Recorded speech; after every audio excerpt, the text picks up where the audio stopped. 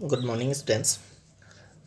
पिछले दो video lectures में हम बात कर रहे थे some important terms used to describe magnetic properties of magnetic materials और मैग्नेटिक सबस्टेंसेज।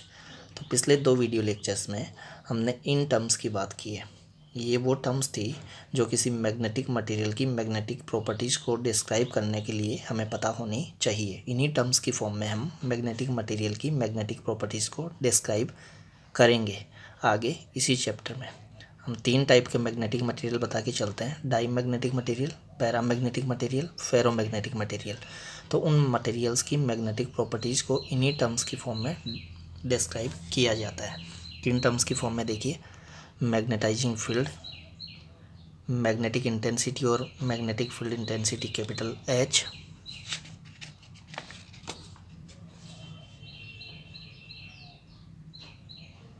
मैग्नेटाइजेशन और intensity of magnetisation capital I, magnetic susceptibility chi M,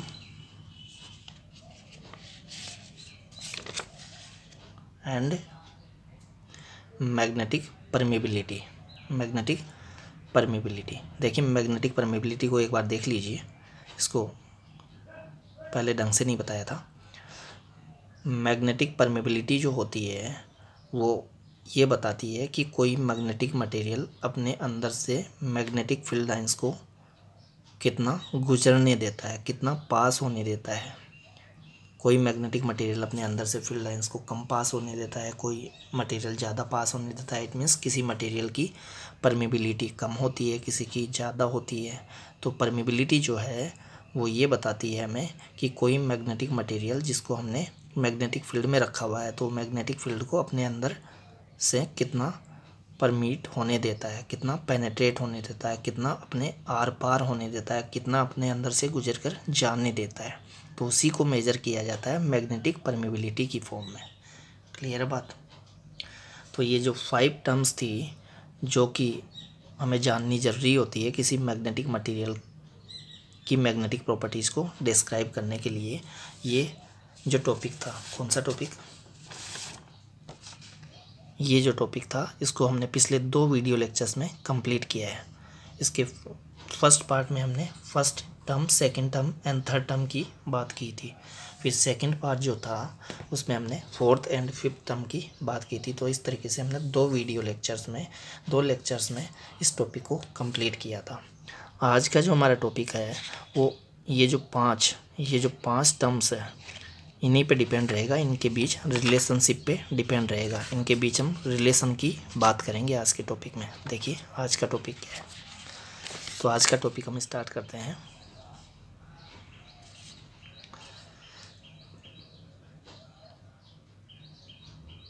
आज का हमारा टॉपिक है relation among various quantities used to describe magnetic properties of magnetic material. Magnetic material की magnetic properties को describe करने के लिए जो क्वांटिटीज़, जो टर्म्स हमने देखी है उनमें क्या रिलेशनशिप होता है। तो देखिए कौन कौन सी टर्म हमने बताई थी। अभी मैंने बताया था मैग्नेटाइजिंग फील्ड B0, फिर सेकंड मैंने बताई थी मैग्नेटाइजिंग फील्ड इंटेंसिटी H, जिसको हम मैग्नेटिक इंटेंसिटी भी बोलते हैं। फिर हमने I बताई थी। I क्या थी? किसी मैग्नेटिक मटेरियल के यूनिट वॉल्यूम में कितना मैग्नेटिक डाइपोल मोमेंट डेवलप होता है जब उसे एक्सटर्नल फील्ड में रखा जाता है, capital I। Intensity of magnetisation और मैग्नेटाइजेशन। फिर हमने काई M की बात की थी, मैग्नेटिक ससेप्टिबिलिटी की बात की थी। फिर हमने परमेबिलिटी की बात की थी, जिसमें 3 परमेबिलिटी हमने बताई थी। एक थी किसी मटेरियल की permeability, magnetic permeability of the material. एक थी μ0, magnetic permeability of the vacuum. एक थी μr, वो थी relative permeability of the medium और मटेरियल। किसी मटेरियल की रिलेटिव परमेबिलिटी, किसी मटेरियल की परमेबिलिटी, इसको हम एब्सोल्यूट मैग्नेटिक परमेबिलिटी भी बोलते हैं। ध्यान रखिएगा, म्यू को हम एब्सोल्यूट मैग्नेटिक परमेबिलिटी नाम से भी बोलते हैं। क्लियर बात? अब इस टॉपिक को हम स्टार्ट करते हैं। इनके बीच में हम रिलेशनशिप की बात करते हैं। इसमें जो फॉर्मूले यूज में आएंगे इनको हम पहले देख चुके हैं, पिछले 2 वीडियो लेक्चर्स में देख चुके हैं डिटेल में। क्लियर बात है? इनमें रिलेशनशिप की बात चलेगी यहाँ। तो देखिए ये वाला फॉर्मूला भी हम पहले बता चुके हैं, ये वाला भी पहले बता चुके हैं। कहाँ बताया था, देखिए हमने कहा था कि जब किसी मैग्नेटिक मटेरियल को, ये पिछले टॉपिक से ले रहा हूँ, हमने कहा था कि जब किसी मैग्नेटिक मटेरियल को मैग्नेटाइजिंग फील्ड में हम पुट करते हैं, बी नोट फील्ड में हम पुट करते हैं, तो वो मैग्नेटाइज हो जाता है। और मैग्नेटाइज हो जाता है, इट मीन्स उसमें आई डेवलप हो जाता है, कैपिटल आई। उसके यूनिट वॉल्यूम में कुछ डाइपोल मोमेंट डेवलप हो जाता है। यूनिट वॉल्यूम में जो डाइपोल मोमेंट डेवलप होता है उसी को तो हम कैपिटल आई बोलते थे। तो कैपिटल आई उसमें डेवलप हो जाता है, तो वो मैग्नेटाइज होने के बाद खुद अपना मैग्नेटिक फील्ड प्रोड्यूस करने लगता है अपने अराउंड। तो दो मैग्नेटिक फील्ड हो जाते हैं वहाँ। एक तो वो फील्ड जिसमें हमने उसको मैग्नेटाइज करने के लिए रखा है, वो है बी नोट, जो कि म्यू नोट एच होता है, म्यू नोट एच होता है। और एक वो फील्ड जो कि उस मटेरियल ने प्रोड्यूस करना शुरू कर दिया है मैग्नेटाइज होने के बाद। वो खुद मैग्नेटाइज हो गया है, बी नोट के कारण वो मैग्नेटाइज हो गया है। मैग्नेटाइज होने के बाद वो बी आई प्रोड्यूस करता है, खुद मैग्नेटाइज होने के कारण। वो भी तो मैग्नेट बन गया है मैग्नेटाइज होकर, तो वो खुद इतना फील्ड प्रोड्यूस करता है। तो ये जो बी आई हमने बताया था, वो हमने बताया था mu naught I. B I को हमने डायरेक्टली प्रोपोर्शनल बताया था आई के। क्यों? क्योंकि जब हम उसको एक्सटर्नल फील्ड में रखकर मैग्नेटाइज करेंगे तो उसके यूनिट वॉल्यूम में जितना मैग्नेटिक डाइपोल मोमेंट डेवलप होगा वही है आई। तो उसके यूनिट वॉल्यूम में ज़्यादा मैग्नेटिक डाइपोल मोमेंट डेवलप होता है, तो उसके लिए फिर आई भी ज़्यादा ही होगा, आई ज़्यादा होगा। इट मीन्स वो मैग्नेटाइज जब ज़्यादा हो जाएगा तो फिर वो ज़्यादा ही अपने अराउंड फील्ड डेवलप करेगा। It means B I directly proportional I. जितना ज़्यादा वो मैग्नेटाइज होगा उतना ही ज़्यादा मैग्नीट्यूड का वो अपने अराउंड मैग्नेटिक फील्ड प्रोड्यूस करने लगेगा। तो ये दो फील्ड हो गए, एक मैग्नेटाइजिंग फील्ड जिसमें रखकर हमने उसको मैग्नेटाइज किया है, एक वो फील्ड जो वो खुद प्रोड्यूस करने लगा है मैग्नेटाइज होने के बाद। ये है म्यू नोट एच, ये है म्यू नोट आई, जिसकी हम पहले बात कर चुके हैं। तो उस मटेरियल के अंदर जो नेट मैग्नेटिक फील्ड होगा, जो टोटल मैग्नेटिक फील्ड होगा, जिसको मैग्नेटिक इंडक्शन भी बोलते हैं, वो कितना होगा, इन दोनों की सम के equal, B naught plus B I के इक्वल। एक वो जिसमें हमने उसको रखा था, एक वो जो वो खुद प्रोड्यूस करने लगा है मैग्नेटाइज होने के बाद। तो B naught plus B I ये टोटल मैग्नेटिक फील्ड होगा उस मटेरियल के इनसाइड। क्लियर है बात? इसको हम बी नोट को बता रहे थे mu naught H, B I को बता रहे हैं म्यू नोट आई। क्लियर है बात? तो यहीं से स्टार्ट होगा आज का हमारा टॉपिक, इसी फॉर्मूले से, B is equal to B naught plus B I. देखिए ये बताया B is equal to B naught plus B I. अभी जो मैंने आपको पूरा एक्सप्लेन किया है वो यहाँ लिखा हुआ है, आप वीडियो को पॉज करके रीड कर सकते हैं। ये दो फील्ड कौन से हैं मैंने बता दिए हैं। एक वो फील्ड जिसमें हमने उस मटेरियल को मैग्नेटाइज करने के लिए रखा है, एक ये वो फील्ड जो वो मटेरियल मैग्नेटाइज होने के बाद खुद प्रोड्यूस करने लगता है अपने अराउंड। तो उस मटेरियल के अंदर वहाँ पर दो फील्ड हो जाएंगे। नेट फील्ड जो होगा इन दोनों फील्ड्स के सम के इक्वल होगा। तो नेट जो मैग्नेटिक इंडक्शन है, नेट जो मैग्नेटिक फील्ड है वो है ये बी। क्लियर बात? फिर जो ये बी नोट है वो डायरेक्टली प्रोपोर्शनल होता है एच के। तो यहाँ से फॉर्मूला बना B naught is equal to mu naught H. ये हम पहले देख चुके हैं।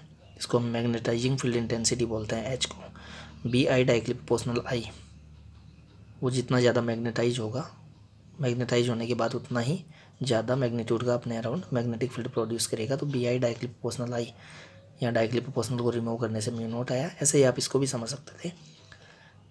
तो फॉर्मूला बना B I is equal to mu naught I. I क्या है, मैग्नेटाइजेशन और इंटेंसिटी ऑफ मैग्नेटाइजेशन। क्लियर बात? अब B naught and B I की वैल्यू यहाँ पुट कर दीजिए। तो B is equal to mu naught H plus mu naught I. Mu naught common ले लीजिए, तो B is equal to mu naught H plus I मिल जाएगा। इसको इक्वेशन नंबर मैंने फर्स्ट नाम दे दिया है। क्लियर बात? तो एक तो ये फॉर्मूला आपको लर्न करना है, ये ध्यान रखिए, ये भी ध्यान रखिए। फिर देखिए यहाँ मैंने एच को बाहर निकाल लिया है, एच को बाहर निकाल लिया है, तो म्यू नोट एच बन गया है बाहर। तो यहाँ से एच को बाहर निकाला तो यहाँ 1 बच गया, और यहाँ से एच को बाहर लिया है, यहाँ एच था नहीं है, आपने बाहर लिया है, तो आई के साथ डिवाइड में लग जाएगा एच। देखिए ब्रैकेट को ओपन करके देख लीजिए, वही आएगा H into 1 H, H into I upon H, H से एच कैंसिल हो गया, आई ही आएगा। क्लियर बात? तो यहाँ से हमने एच बाहर ले लिया है, तो एच बाहर लेने से हमें ये मिला। ऐसा हमने इसलिए किया है क्योंकि ये आई अपॉन एच बन जाए, क्योंकि आई अपॉन एच के प्लेस पे हम काई एम पुट कर सकते हैं, काई एम पुट कर सकते हैं, मैग्नेटिक ससेप्टिबिलिटी पुट कर सकते हैं। तो यहाँ हमने आई अपॉन एच के प्लेस पे काई एम पुट किया भी है आगे। अब म्यू नोट एच को हम क्या बोल सकते हैं, म्यू नोट इसको बी को हम क्या बोल सकते हैं, बी को बोल सकते हैं म्यू एच। बी को हम बोल सकते हैं म्यू एच। ये हमने फॉर्मूला बताया भी था एक जगह, देखिए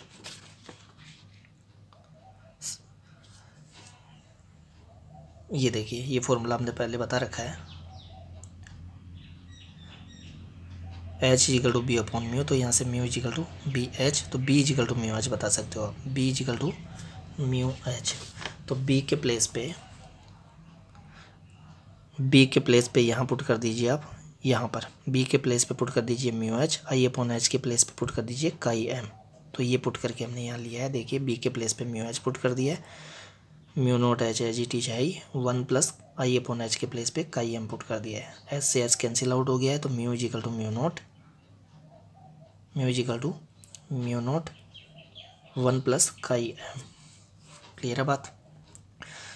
अब देखिए म्यू नोट इधर मल्टीप्लाई में है, LHS में आकर डिवाइड में हो जाएगा, mu upon mu naught is equal to 1 plus chi M, 1 plus chi M.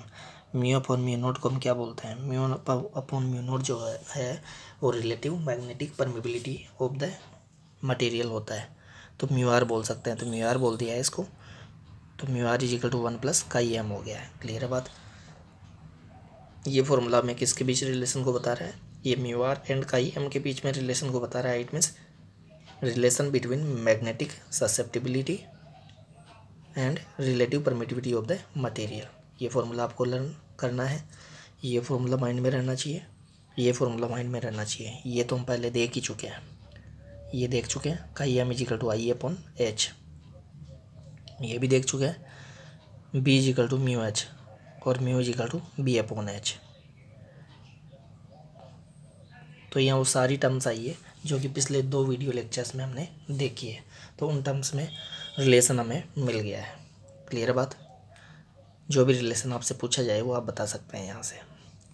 अब देखिए यहाँ से ये जो रिलेशन हमें मिला है, यहाँ से हम काई एम का वैल्यू -1 बता के चल रहे हैं, किसके लिए, परफेक्ट डाई मैग्नेटिक मटेरियल के लिए।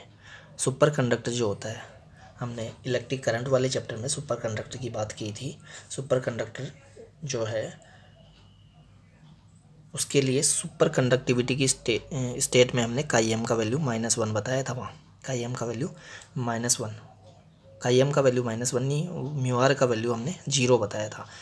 परफेक्ट डाईमैग्नेटिक मटेरियल जो होते हैं वो मटेरियल होते हैं जो अपने अंदर से मैग्नेटिक फील्ड लाइंस को पास होने ही नहीं देते हैं। एक भी मैग्नेटिक फील्ड लाइन उसके अंदर से पास नहीं होती है। इट मीन्स उसकी मैग्नेटिक परमेबिलिटी म्यू जो होती है वो 0 होती है। अब म्यू 0 होता है, उसके लिए म्यू 0 होता है तो फिर mu upon mu naught, it means mu R भी 0 होगा। तो म्यू आर भी 0 होता है, म्यू भी 0 होता है किसके लिए, परफेक्ट डाईमैग्नेटिक मटेरियल के लिए। तो म्यू 0 म्यू आर 0, तो हमें तो म्यू आर से मतलब है इस फॉर्मूले में। म्यू आर 0 पुट करेंगे तो 0 पुट करेंगे तो 0 is equal to 1 plus chi M, यहाँ से काई एम इजिकल टू आएगा -1। तो परफेक्ट डाईमैग्नेटिक मटेरियल के लिए काई एम का वैल्यू -1 होता है, ये आपको ध्यान रखना है।